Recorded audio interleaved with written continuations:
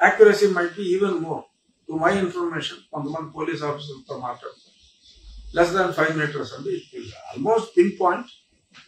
ఇల్లు కాంపౌండ్ ఉంటుంది కదా 10-15 మీటర్లు, ఆ కాంపౌండ్ లో ఎక్కడైనా ఉండొచ్చు.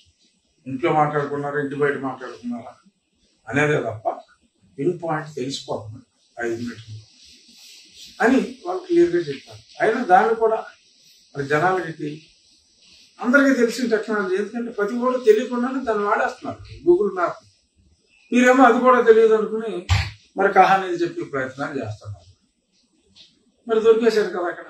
సో గూగుల్ మ్యాప్లో క్లియర్గా దొరికింది ఎవరు ఆ టైంలో ఎక్కడ ఉన్నారు, ఎవరితో మాట్లాడారు, ఆ ఫోన్ ఎన్ని గంటలకి ఆన్లో ఉంది, అర్ధరాత్రి 3:30-3:40కి లోటస్ పండ్లో ఎవరికి ఫోన్లు వెళ్ళింది, మరి అక్కడ అజయ్ కల్లం గారు ఏం చెప్పారు, ఇవన్నీ కూడా చాలా స్పష్టంగా అక్కడ రాసేశారు. రికార్డెడ్, ఆయన నోటితో మాట్లాడిన దాన్ని రికార్డ్ చేసి ఆ రికార్డ్ చేసిన వెర్షన్ కూడా కోర్టులో సమర్పించారు.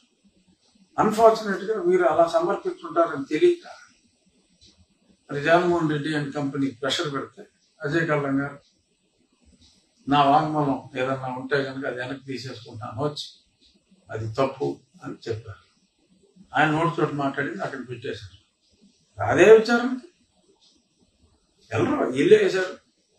వాయిదా వాయిదా వాయిదా వాయిదా 8 నెలలుగా వాయిదా వాయిదా వాయిదా వాయిదా, ఎలక్షన్లు అయ్యేదాకా వాయిదా వాయిదా వాయిదా వాయిదా, లేకపోతే మొత్తం తెలిసిపోతుంది. అయ్యా జగన్మోహన్ రెడ్డి గారు ఆ కేసు ఆ జడ్జి గారు నేను తీర్పిచ్చి ఇవ్వడానికి సహకరించండి,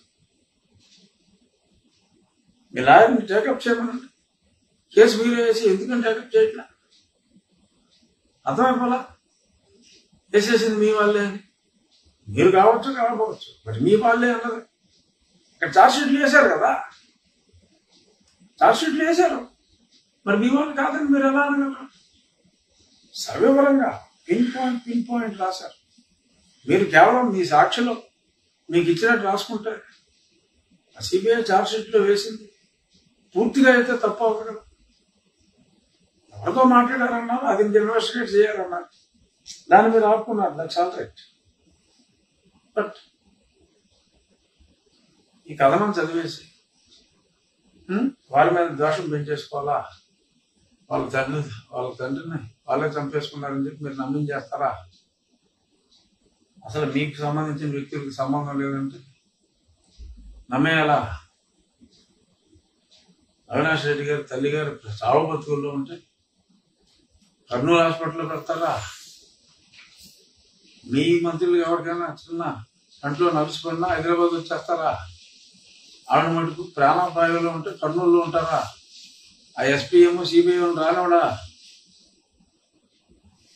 అక్కడ అర్థమైపోయింది కదా రామారెడ్డి కంపెనీలు. మరి అయినా అంత ఎన్ని పక్కల్లాగా ప్రజలు ఎందుకు ఊహించుకుంటారు?